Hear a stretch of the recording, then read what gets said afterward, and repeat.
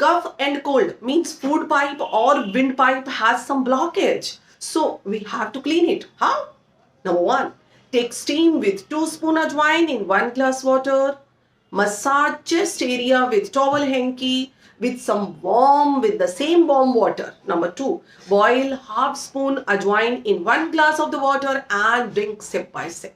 Number 3. Boil few soft neem leaves with raw turmeric, strain and drink sip sip. The blockage will remove.